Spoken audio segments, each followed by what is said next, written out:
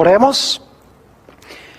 Nuestro Padre y nuestro Dios, te damos gracias por el gran privilegio que nos concedes de venir a este lugar y con libertad abrir tu santa palabra para escuchar tu voz. Pedimos, Padre, la conducción de tu Espíritu Santo. Danos claridad de pensamiento y danos corazones dispuestos para recibir la semilla de la verdad. Te damos gracias por escuchar nuestra oración, porque te lo pedimos en el nombre de Jesús. Amén. Vamos a comenzar nuestro estudio hoy leyendo del Evangelio según San Mateo, el capítulo 24 y los versículos 23 y 24. En este capítulo tenemos las señales de la segunda venida del Señor Jesucristo. Y quiero que noten específicamente una señal que vamos a estudiar en detalle esta noche. Dice allí en Mateo 24, 23, entonces, si alguno os dijere, mirad, aquí está el Cristo, o mirad, allí está, no lo creáis, porque se levantarán falsos cristos y falsos profetas, y harán grandes señales y prodigios, de tal manera que engañarán, si fuere posible, aún a los escogidos.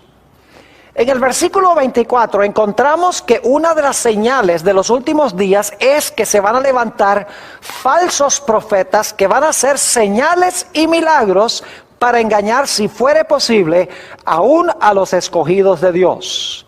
Así que surge la pregunta, ¿cómo podemos nosotros distinguir entre un profeta verdadero y un profeta falso? ¿Cómo podemos saber si un profeta es llamado de Dios o si un profeta habla de sí mismo o aún habla en nombre de Satanás? En nuestro tema de hoy vamos a estudiar algunas evidencias de un verdadero profeta. Es decir, cómo distinguir a un profeta falso de uno verdadero. Tengo aquí 10 características que quiero cubrir. No sé si alcancemos a estudiarlas todas, pero vamos a hacer lo posible por cubrirlas. La primera característica de un verdadero profeta se halla en el libro de Isaías, el capítulo 8 y el versículo 20. Isaías 8 y el versículo 20. Y quiero leer el versículo 19 para captar el contexto. Dice en el versículo 19, y si os dijeren, preguntad a los encantadores y a los adivinos, que susurran hablando, responded, ¿no consultará el pueblo a su Dios? ¿Consultará a los muertos por los vivos? Y luego dice en el versículo 20, a la ley y al testimonio, si no dijeren conforme a esto, es porque no les ha amanecido. Es decir, un profeta para ser verdadero tiene que hablar en armonía con la ley y el testimonio. Ahora necesito explicarles el significado de la palabra ley y de la palabra testimonio. La palabra ley aquí se refiere a los escritos de Moisés, los 5 libros de Moisés. Mientras que la palabra testimonio se refiere a los escritos de los profetas, como por ejemplo Isaías que está escribiendo aquí. Ya hemos estudiado que el testimonio de Jesucristo es el espíritu de profecía. Lo que está diciendo Isaías es que un profeta tiene que hablar en armonía con los escritos de Moisés y con los escritos proféticos que existían hasta ese momento. Claro, nosotros tenemos a otros profetas después de Isaías y tenemos también el Nuevo Testamento. Pero en los días de Isaías, él estaba diciendo que un profeta tiene que hablar en armonía con los escritos de Moisés y con los escritos de los profetas que habían profetizado hasta ese momento. Quiero que noten también conmigo Primera de Corintios, el capítulo 14 y los versículos 32 y 33. Primera de Corintios, el capítulo 14 y el versículo 32 y 33. Y vamos a leer nada más el 32 por ahorrar un poco de tiempo. Dice aquí en el versículo 32, y los espíritus de los profetas están sujetos a los profetas. Es decir, un profeta, para ser verdadero, tiene que hablar en armonía con lo que escribieron y enseñaron otros profetas. Eso es lo que quiere decir aquí: los espíritus de los profetas están sujetos a los profetas que escribieron anteriormente. Quiero leer un pasaje más que está relacionado con el pasaje con que comenzamos nuestro estudio de hoy. Deuteronomio, el capítulo 13 y los versículos 1 hasta el versículo 5. Mis queridos amigos, si un profeta se levanta hoy en día y hace señales y prodigios, pero enseña que no necesitamos guardar la santa ley de Dios, o no debemos obedecer todo lo que se encuentra en la palabra de Dios, podemos estar seguros de que esa persona es un falso profeta. Noten Deuteronomio 13, 1 al 5, a donde Moisés da las pautas para distinguir a un profeta falso de uno verdadero. Dice aquí: cuando se levantare en medio de ti profeta o soñador de sueños, y te anunciare señal o prodigios, y si se cumpliere la señal o prodigio que él te anunció, diciendo: vamos en pos de dioses ajenos que no conociste, y sirvámosles, no darás oído a las palabras de tal profeta, ni al tal soñador de sueños. Porque Jehová vuestro Dios os está probando, para saber si amáis a Jehová vuestro Dios con todo vuestro corazón y con toda vuestra alma. En pos de Jehová vuestro Dios andaréis, a él temeréis, guardaréis sus mandamientos y escucharéis su voz. A él serviréis y a él seguiréis. Tal profeta o soñador de sueños ha de ser muerto, por cuanto aconsejó rebelión contra Jehová vuestro Dios, que te sacó de tierra de Egipto y te rescató de casa de servidumbre, y trató de apartarte del camino por el cual Jehová tu Dios te mandó que anduvieses, y así quitarás el mal de en medio de ti. Un verdadero profeta, en otras palabras, va a enseñar que la gente debe andar en los caminos de Dios, deben temer a Dios, guardar los mandamientos de Dios, escuchar la voz de Dios, servirle y seguirle. Es decir, que un verdadero profeta enseñará al pueblo a obedecer todo lo que está escrito en la santa palabra de Dios. Así que la primera prueba de un verdadero profeta es examinar sus enseñanzas y sus escritos para ver si lo que enseñan está en armonía con lo que han escrito otros profetas anteriores a la ley y el testimonio. Si no hablaren conforme a esto, es porque no les ha amanecido, es decir, no tienen luz. La segunda característica de un verdadero profeta la hallamos en el Evangelio según San Mateo, el capítulo 7, y voy a leer los versículos 15 hasta el versículo 20. San Mateo, el capítulo 7 y el versículo 15. Dice allí: guardaos de los falsos profetas, que vienen a vosotros vestidos de ovejas, pero por dentro son lobos rapaces. Es decir, los falsos profetas vienen disfrazados como verdaderos profetas. ¿Cómo podemos entonces distinguir a uno verdadero de uno falso? Dice en el versículo 16: por sus frutos los conoceréis. ¿Acaso se recogen uvas de los espinos o higos de los abrojos? Así todo buen árbol da buenos frutos, pero el árbol malo da frutos malos. No puede el buen árbol dar malos frutos, ni el árbol malo dar frutos buenos. Todo árbol que no da buen fruto es cortado y echado en el fuego. Así que por sus frutos los conoceréis. Ahora, cuando la Biblia habla de frutos, está hablando del fruto del Espíritu Santo. La palabra fruto o frutos se refiere a las diferentes cualidades de Cristo que el Espíritu Santo implanta en el corazón. Ahora, ¿cuáles son algunas de estas características que debe tener un verdadero profeta si es que tiene el fruto del Espíritu? Note lo que dice en Gálatas, el capítulo 5 y el versículo 22. Gálatas 5 y el versículo 22 describe el fruto que debe tener un verdadero profeta. Dice allí, nuevamente, Gálatas 5 y el versículo 22, esto: mas el fruto del Espíritu es amor, gozo, paz, paciencia, benignidad, bondad, fe, mansedumbre, templanza. Contra tales cosas no hay ley. Pero los que son de Cristo han crucificado la carne con sus pasiones y deseos. Si vivimos por el Espíritu, andemos también por el Espíritu. No nos hagamos vanagloriosos, irritándonos unos a otros, envidiándonos unos a otros.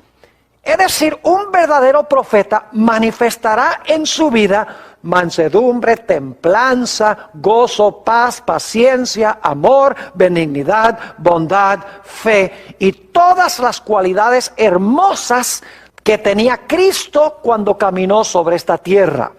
Noten también lo que dice en el Evangelio según San Juan, el capítulo 15 y el versículo 8, sobre el hecho de que los discípulos o seguidores de Jesús, especialmente los profetas, deben producir el fruto del Espíritu de Dios. Dice Jesús allí: en esto es glorificado mi Padre, en que llevéis mucho fruto y seáis así mis discípulos. La segunda característica entonces es que un verdadero profeta debe manifestar en su carácter el Espíritu de Cristo. Todas estas cualidades hermosas del carácter de Jesús. Un profeta que no manifieste estas cualidades, podemos estar seguros de que no es un verdadero profeta, sino que es un falso profeta. Vamos a nuestra tercera característica que distingue a un profeta verdadero de un profeta falso. Vamos en nuestras Biblias a 1 de San Juan, el capítulo 4 y el versículo 1 al 3.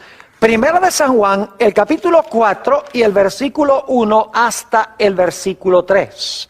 Dice allí en el versículo 1: amados, no creáis a todo espíritu, sino probad los espíritus si son de Dios, porque muchos falsos profetas han salido por el mundo. Fíjense que debemos examinar cuidadosamente los espíritus para ver si son de Dios, porque hay muchos falsos profetas que han salido por el mundo. Ahora, ¿cómo podemos conocer cuál es el Espíritu de Dios? Versículo 2: en esto conoced el Espíritu de Dios. Todo espíritu que confiesa que Jesucristo ha venido en carne es de Dios. Y todo espíritu que no confiesa que Jesucristo ha venido en la carne no es de Dios. Y este es el espíritu del anticristo, el cual vosotros habéis oído que viene y que ahora ya está en el mundo. Un verdadero profeta entonces confesará que Jesucristo vino en carne. Y no solamente confesará que Jesús vino en carne, sino que confesará que Jesús, después de su resurrección y ahora en el cielo, aún conserva su naturaleza humana. Ahora quiero que notemos en nuestras Biblias el libro de Hebreos, el capítulo 2 y el versículo 14, sobre la naturaleza humana de Jesús cuando Él vino a esta tierra. Nuevamente, Hebreos 2 y el versículo 14. Así que, por cuanto los hijos, esos somos nosotros, participaron de carne y sangre, Él también participó de lo mismo. Fíjense que Jesús tenía carne y sangre, dice aquí, cuando se encarnó. Él también participó de lo mismo, para destruir por medio de la muerte al que tenía el imperio de la muerte, esto es, el diablo, y librar a todos los que por el temor de la muerte estaban durante toda la vida sujetos a servidumbre. Porque ciertamente no socorrió a ángeles, sino que socorrió a la descendencia de Abraham. Es decir, Jesús tenía que tomar la naturaleza humana, porque Él no iba a ayudar a los ángeles, nos iba a ayudar a nosotros que somos humanos. Versículo 17, por lo cual debía ser en todo semejante a sus hermanos, esos somos nosotros, para venir a ser misericordioso y fiel sumo sacerdote en lo que a Dios se refiere, para expiar los pecados del pueblo. Pues en cuanto Él mismo padeció siendo tentado, es poderoso para socorrer a los que son tentados. Noten aquí entonces que cuando Jesús vino a esta tierra, Jesús vino con carne, sangre y huesos. Vino como un ser humano real. Pero la Biblia también nos explica que después de su resurrección, Jesús aún conservaba su naturaleza humana, como la nuestra. No como la de un pecador y regenerado, sino la naturaleza humana de sus hermanos, aquellos que se han convertido, aquellos que han tenido un nuevo nacimiento y han recibido a Jesús en el corazón. Noten San Lucas, el capítulo 24 y el versículo 36, para que se den cuenta que el Señor Jesucristo, después de su resurrección, conservaba aún su naturaleza humana. San Lucas, el capítulo 24 y el versículo 36, dice lo siguiente: mientras ellos aún hablaban de estas cosas, es decir, los discípulos, Jesús se puso en medio de ellos y les dijo: paz a vosotros. Entonces, espantados y atemorizados, pensaban que veían espíritu. Pero Él les dijo: ¿por qué estáis turbados? ¿Y vienen a vuestro corazón estos pensamientos? Mirad mis manos y mis pies, que yo mismo soy. Palpad y ved, porque un espíritu no tiene carne ni huesos, como veis que yo tengo. Y luego dice, y diciendo esto, les mostró las manos y los pies. Fíjense que Jesús dijo que tenía carne y huesos después de su resurrección. Los discípulos como que todavía no querían creer. Y por lo tanto dice en el versículo 41, y como todavía ellos de gozo no lo creían, estaban maravillados, les dijo: ¿tenéis aquí algo de comer? Entonces le dieron parte de un pez asado y un panal de miel, y él lo tomó y comió delante de ellos.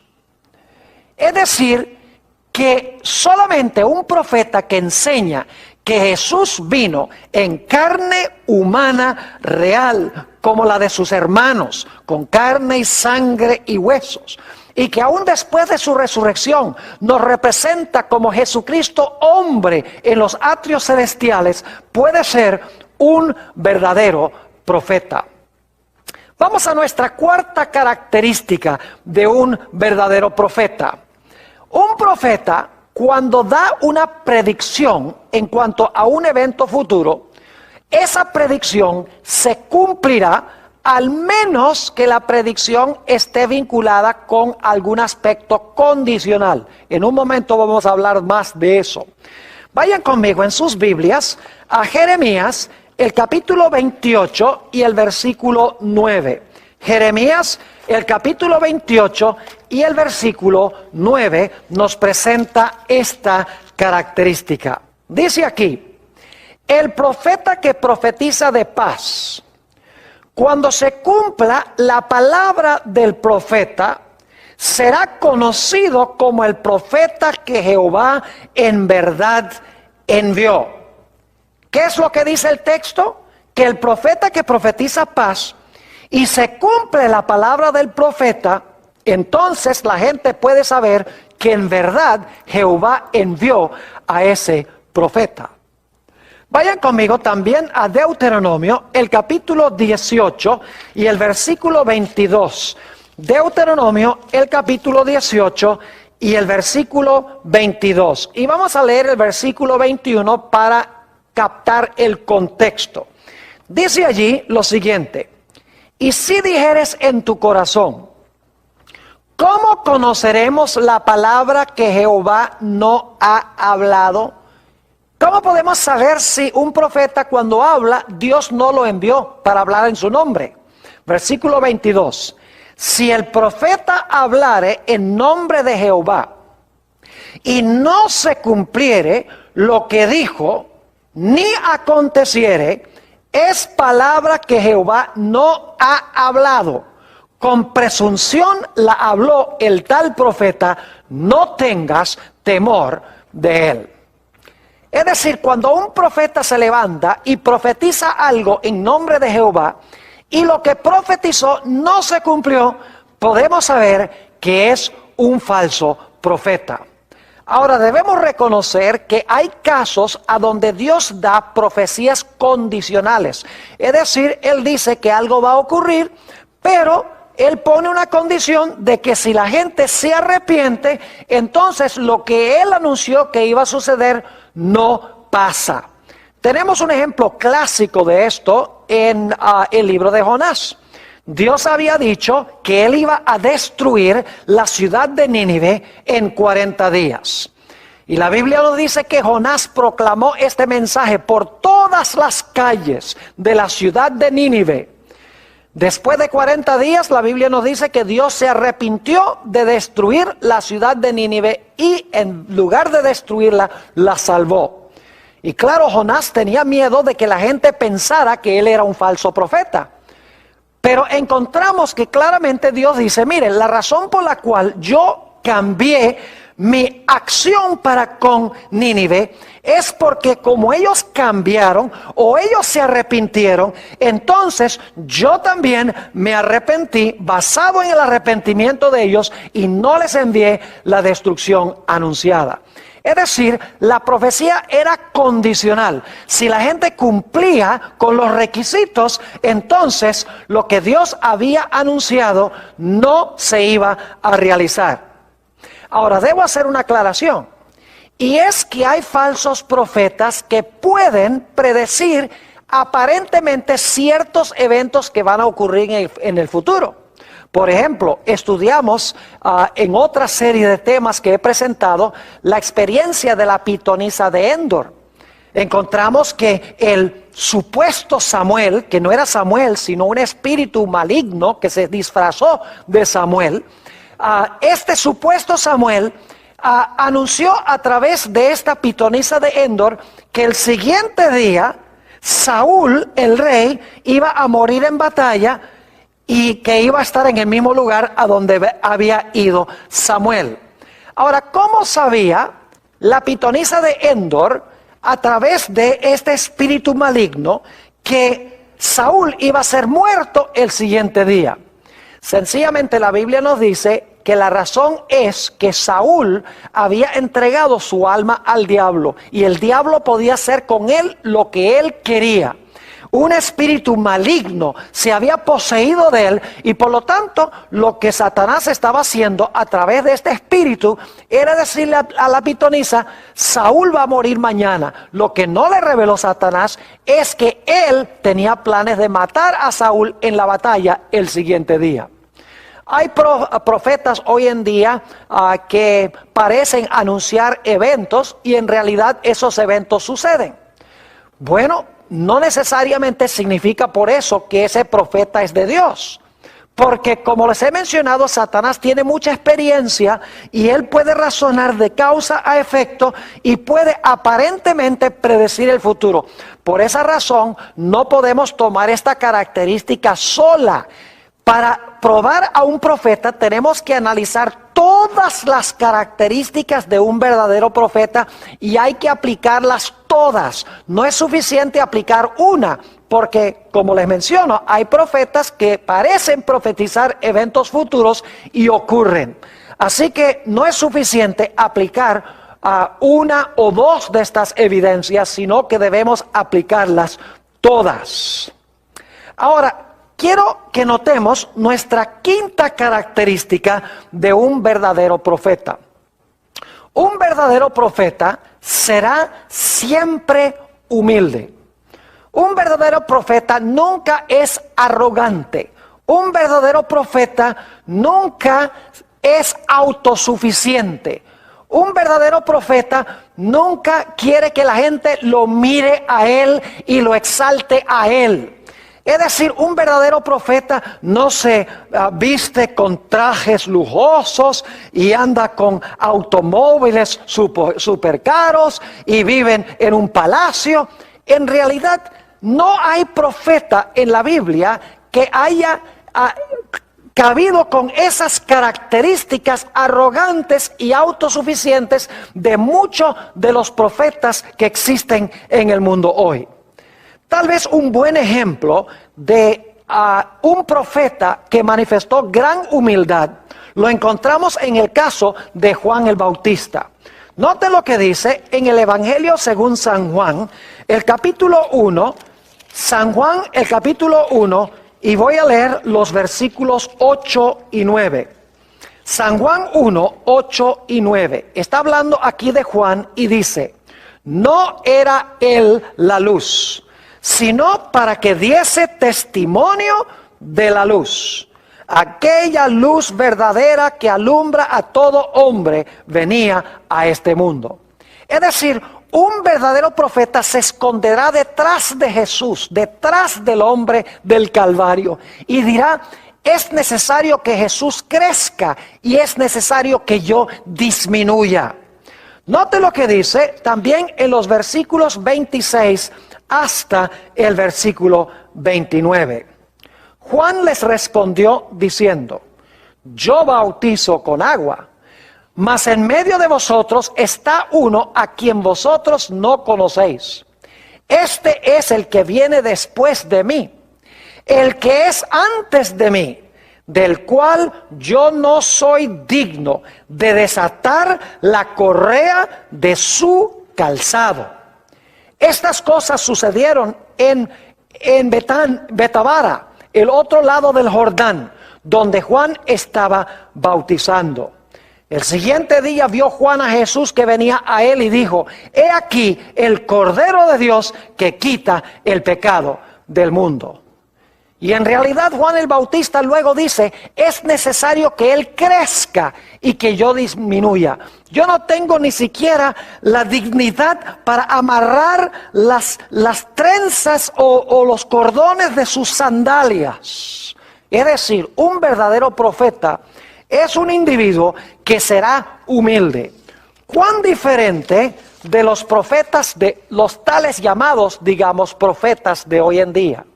Que andan en carros lujosos, viven en casas súper caras, que tienen mucho dinero, visten con trajes de $1,000, $2,000, están llenos de dinero, ostentan su grandeza y su autosuficiencia.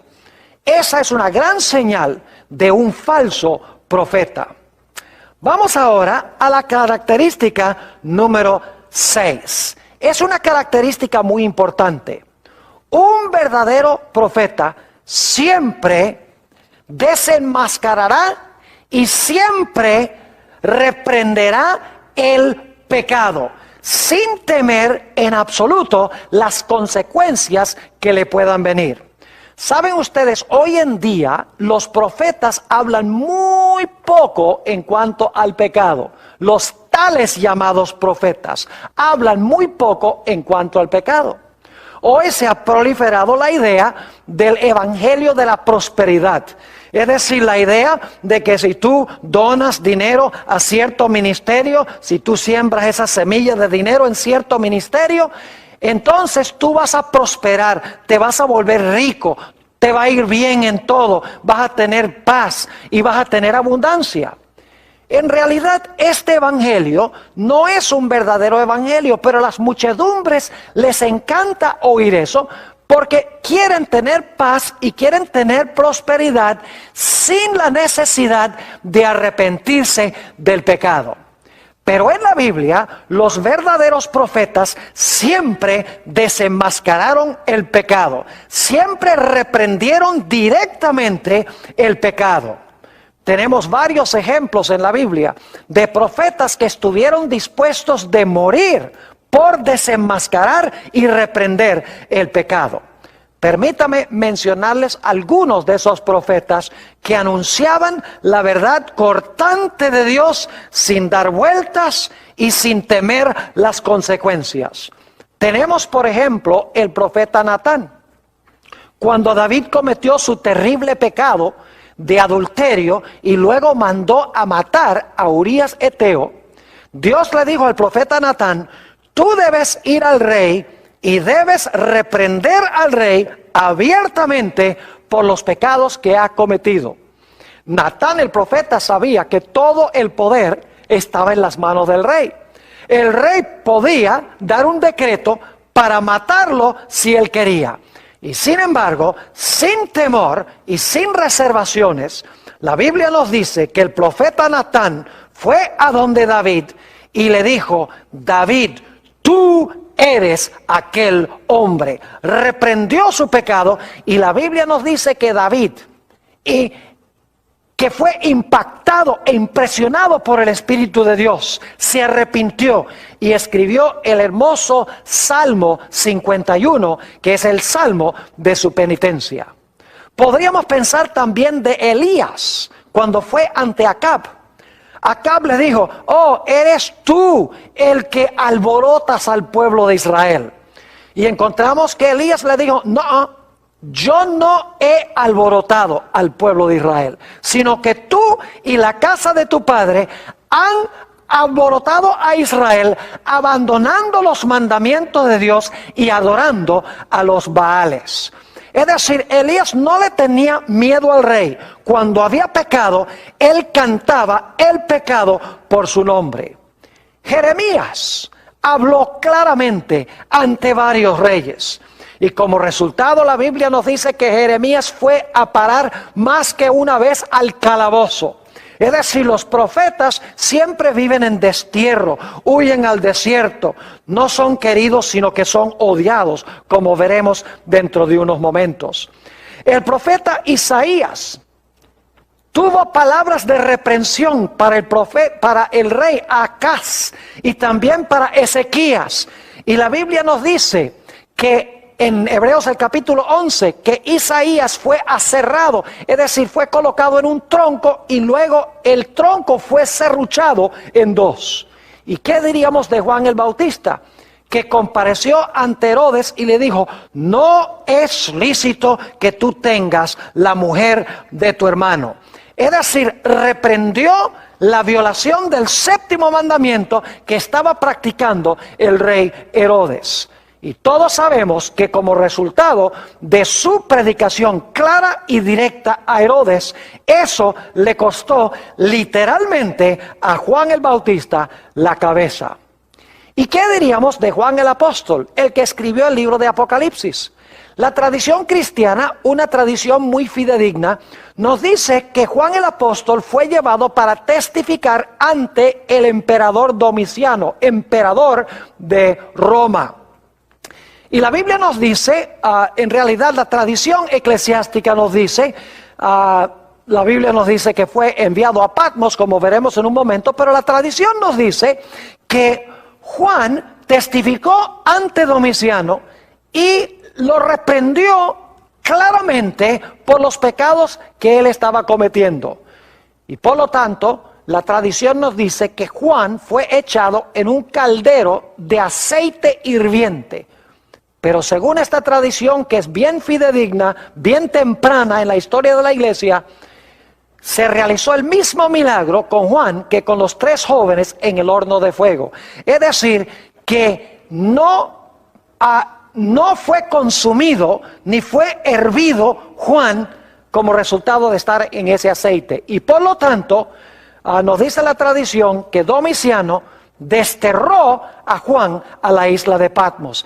Y eso sí lo tenemos en la Biblia, porque la Biblia nos dice claramente que Juan estaba en la isla de Patmos, que era como el Alcatraz de aquella época. Era una prisión que era una isla a donde había minas de azufre. Es decir, que los verdaderos profetas presentan la verdad sin temer las consecuencias.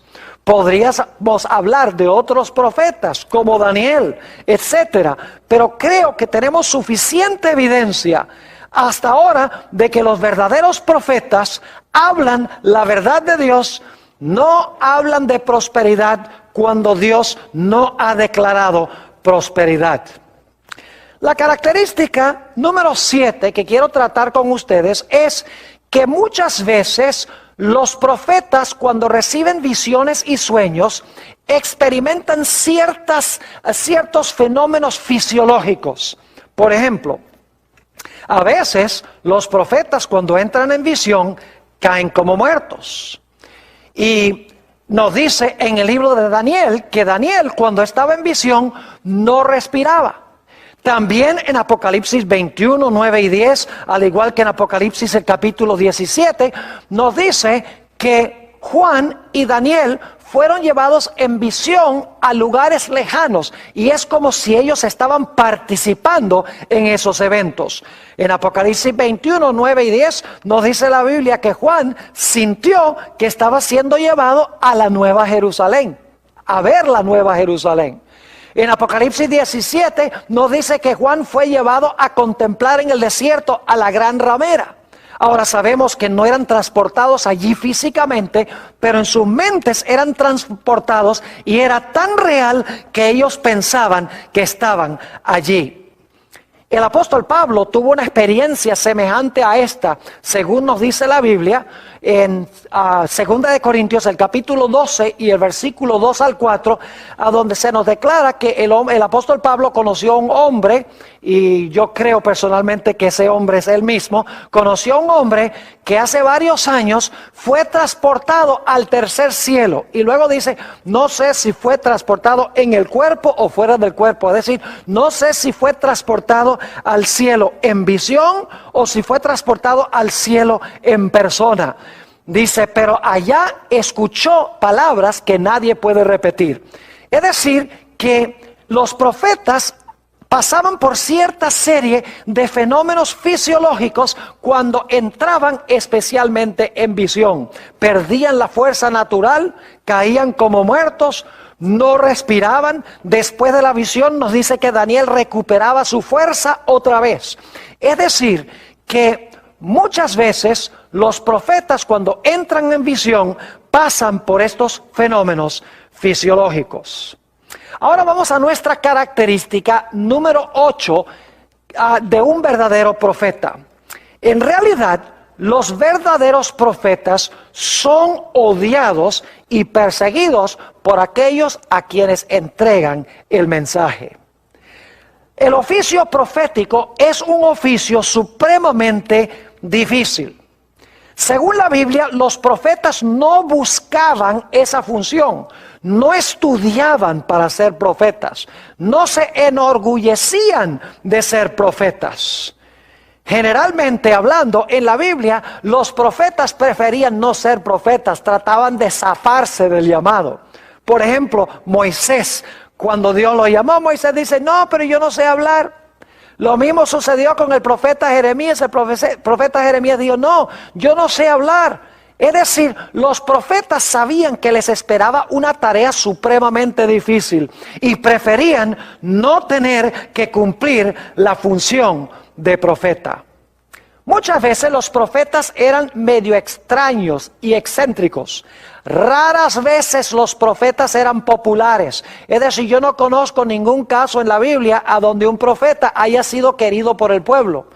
Porque el pueblo a quien era enviado el profeta siempre odiaba al profeta, porque el profeta decía las cosas exactamente como son. Es decir, como hemos hablado, el profeta no encaramelaba su mensaje, sino que el profeta reprendía el pecado y hablaba directamente.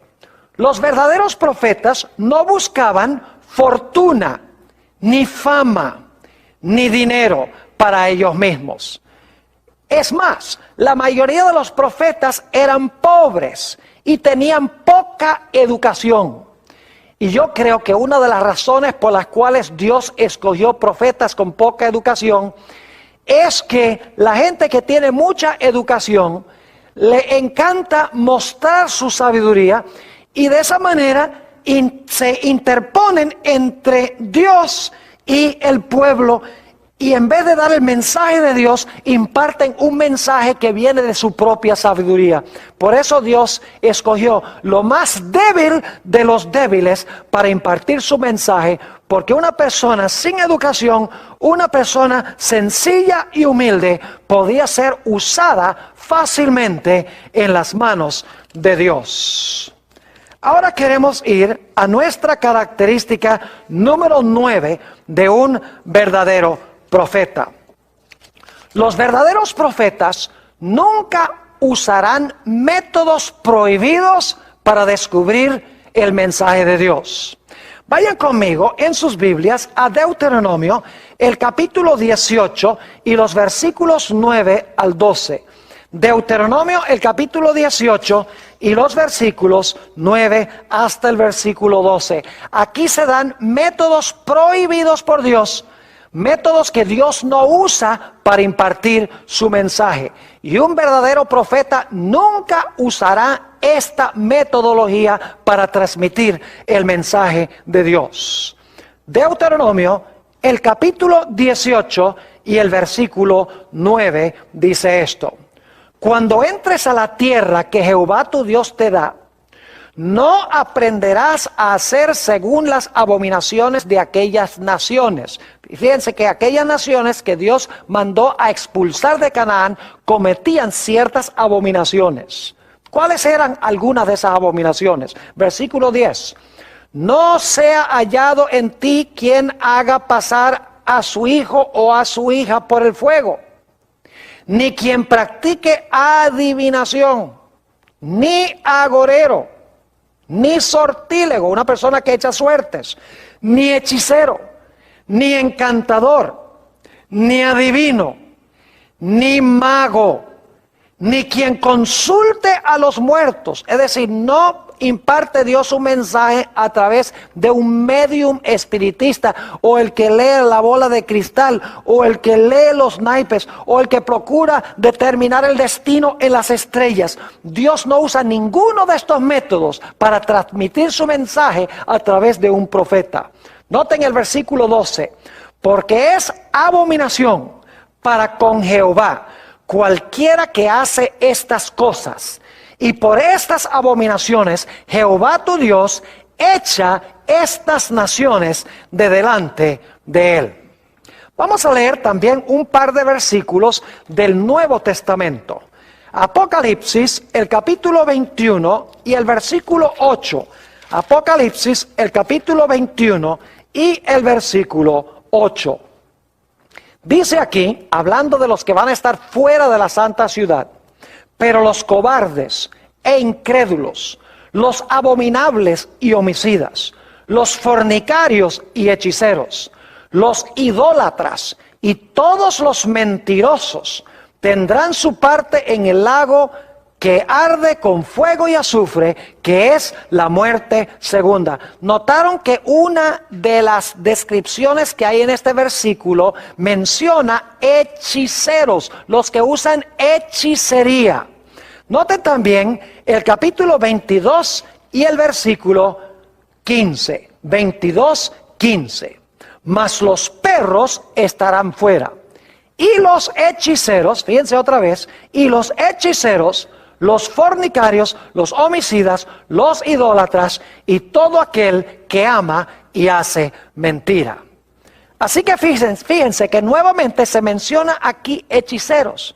Mis queridos amigos, Dios prohíbe tratar de descubrir nuestro destino y nuestro futuro yendo a magos, astrólogos, adivinos, médiums, espiritistas, etc. Dios imparte su mensaje a través de profetas sin emplear estos métodos prohibidos. Vamos ahora a nuestra característica número 10 de un verdadero profeta. Dios ha levantado profetas en cada momento crítico y crucial de la historia del planeta Tierra. Podría mencionar las diferentes épocas cuando Dios levantó esta voz profética en medio de un momento vitalmente importante para la raza humana. Voy a mencionar esos momentos históricos crucialmente importantes. Por ejemplo, el primer profeta de la Biblia fue un hombre llamado Enoc. En Judas 14 y 15 nos dice que Enoc profetizó, era el séptimo desde Adán y profetizó. Es decir, Enoc fue profeta. La Biblia nos dice que caminó con Dios y Dios se lo llevó al cielo de entre los vivos. La Biblia nos dice que cuando Dios estaba a punto de mandar un diluvio universal, ciertamente un evento crucial en la historia del planeta Tierra, Dios levantó a un profeta para advertirle al mundo en cuanto a lo que iba a pasar, para que se arrepintieran de su pecado. Ese profeta fue Noé. Cuando Dios iba a dar inicio a la nación judía, Dios llamó a otro profeta, el profeta Abraham. Y sí, la Biblia nos dice en Génesis 15 y el versículo 13 al 15 que Abraham fue un profeta. Es más, el Señor Jesucristo en San Juan 8:56 declaró que Abraham vio mi día y se gozó. Es decir, que Abraham, cuando Dios iba a establecer a la nación de Israel, levantó a un profeta. ¿Qué diríamos cuando Dios iba a librar a su pueblo de Egipto? La Biblia nos dice que otra vez en este momento crucial de la historia, Dios levantó a otro profeta. Su nombre era Moisés. Y Dios a través de Moisés sacó al pueblo de Israel de Egipto y los llevó a la tierra de Canaán. En la época de los reyes, Dios levantó a otro profeta, a David, quien escribió muchas profecías, por ejemplo, en los Salmos.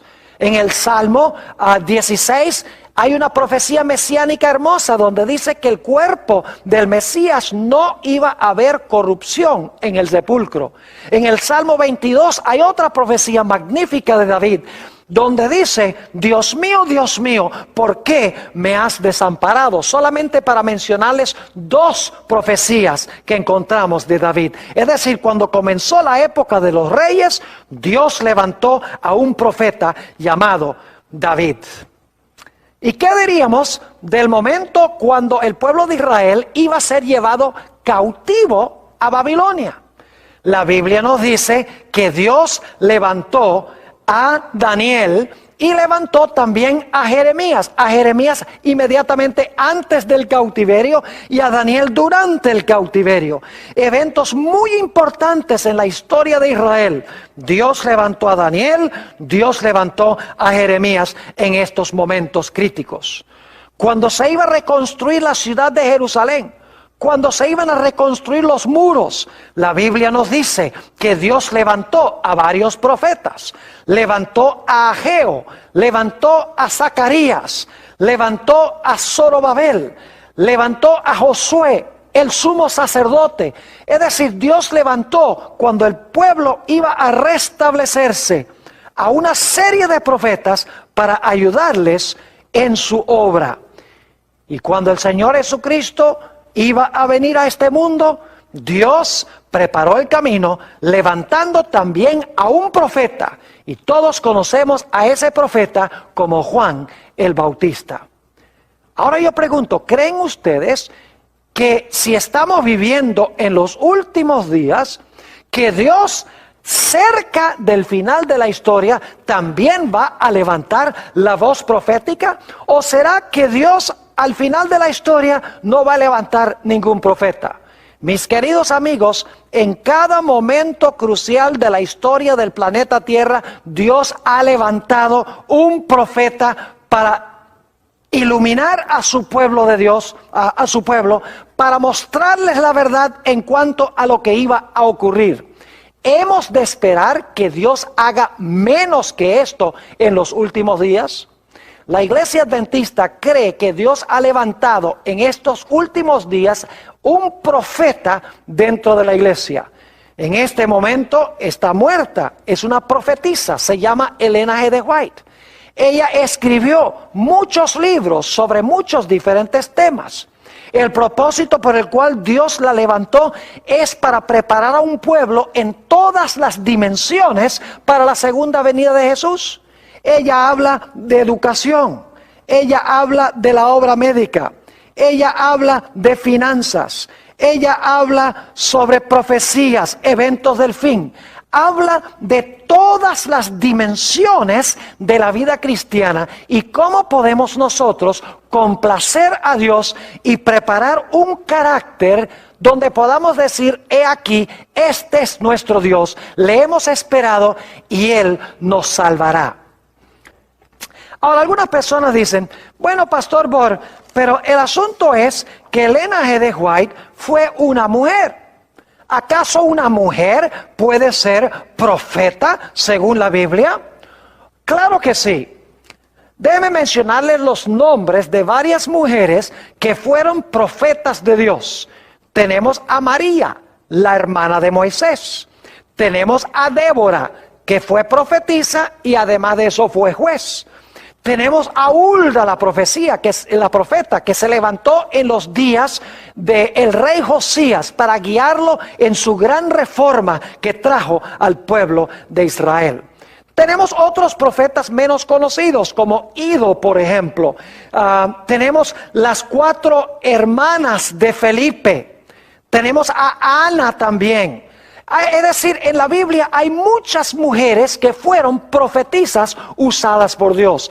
Así que el hecho de que Elena G. de White haya sido una mujer no tiene ninguna trascendencia. Pero alguno dirá, Pastor Bor, ¿será que hubo profetas cuyos escritos no formaron parte de la Sagrada Escritura? Porque la señora White escribió muchos libros, pero ninguno de sus libros es parte de la Biblia. ¿Será que había otros profetas que hablaron en nombre del Señor y que sus libros o sus escritos no fueron incluidos en la Sagrada Escritura? Claro que sí. La Biblia menciona a varios de estos. Por ejemplo, Natán fue profeta. No hay ningún libro de la Biblia que tenga el nombre de Natán. Elías fue un gran profeta. No hay ningún libro en la Biblia que tenga el nombre de Elías. Eliseo fue un profeta muy importante. Tampoco hay un libro en la Biblia que lleve el nombre de Eliseo. Tenemos también a Juan el Bautista, que Jesús dijo era el mayor de todos los profetas. Y sin embargo, no hay ningún libro en la Biblia que lleve el nombre de Juan el Bautista.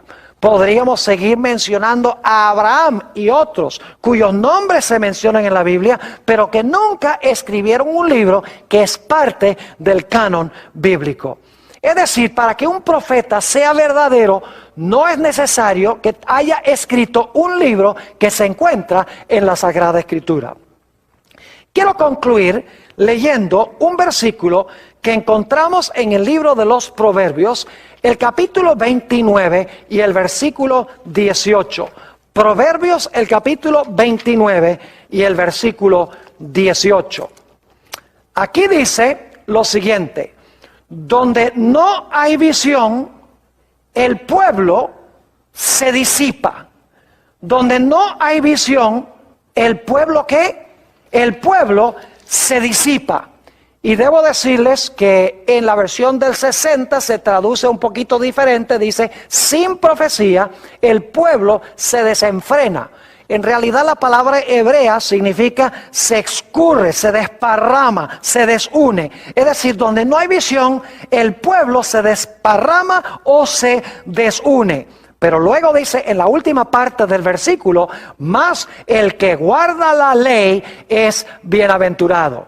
Fíjense que la visión que Dios da al profeta tiene que ver con la obediencia a la santa ley de Dios. Porque dice, si no hay profecía, el pueblo se escurre o se desune. Pero luego dice, más, es decir, pero el que guarda la ley es bienaventurado. En el libro de Segunda de Crónicas, el capítulo 20, tenemos un texto con el cual yo quiero terminar nuestro estudio de hoy. Segunda de Crónicas, el capítulo 20, y quiero leer el versículo 20, nuestro último texto. Dice allí, en Segunda de Crónicas 20:20, había un grupo de naciones, 3 de ellas que estaban viniendo contra el pueblo de Israel para destruirlo. Y Dios le dio una palabra de ánimo al pueblo, y noten lo que Dios les dijo en el versículo 20. Y cuando se levantaron por la mañana, salieron al desierto de Tecoa. Y mientras ellos salían, Josafat, estando en pie, dijo: oídme, Judá y moradores de Jerusalén, creed en Jehová vuestro Dios y estaréis seguros. Y ahora escuchen bien: creed a sus profetas y seréis prosperados. Fíjense que Dios dice: cree mis profetas y seréis prosperados. Mis queridos amigos, Dios nos ha dado pautas claras en su palabra para distinguir un profeta verdadero de un profeta falso. Porque Dios quiere levantar profetas en la iglesia que guíen al pueblo de Dios, que unan al pueblo de Dios, que desenmascaren el pecado para que el pueblo se arrepienta, para que forme un carácter en armonía con el carácter de Jesús. De tal manera que cuando Jesús venga, su pueblo estará listo y preparado. Así pasó con Juan el Bautista. Dios lo llamó para aparejar a un pueblo para la primera venida. Así Dios, en estos últimos días, también ha levantado un profeta en la iglesia remanente para preparar a un pueblo para la segunda venida del Señor Jesús.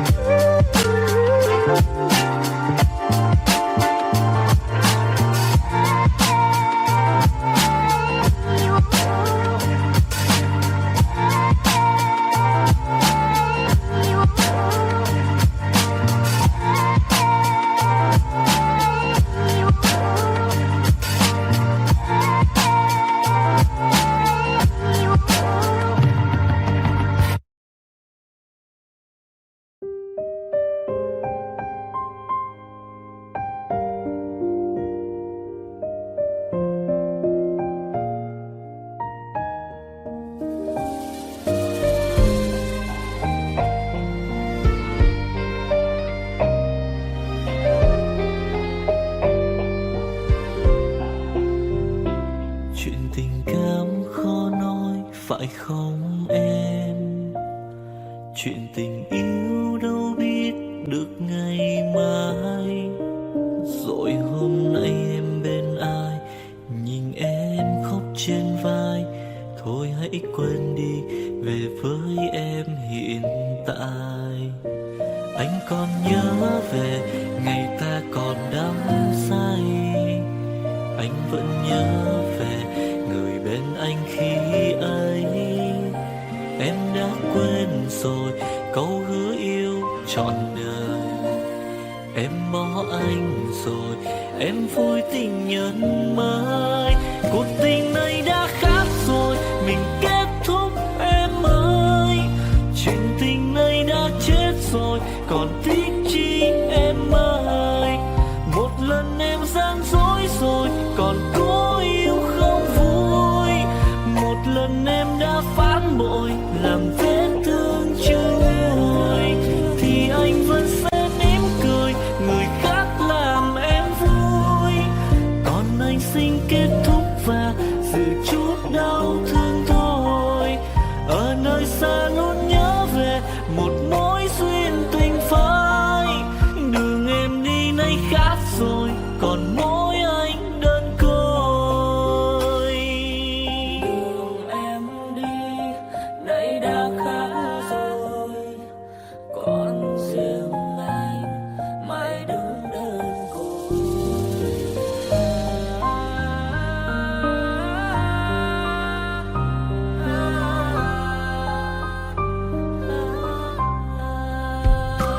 Anh còn nhớ về ngày ta còn đắm say. Anh vẫn nhớ về người bên anh khi ấy. Em đã quên rồi câu hứa yêu trọn đời. Em bỏ anh rồi, em vui tình nhân mới. Cuộc tình này đã khác rồi, mình kết thúc em ơi. Chuyện tình này đã chết rồi, còn tiếc chi em ơi.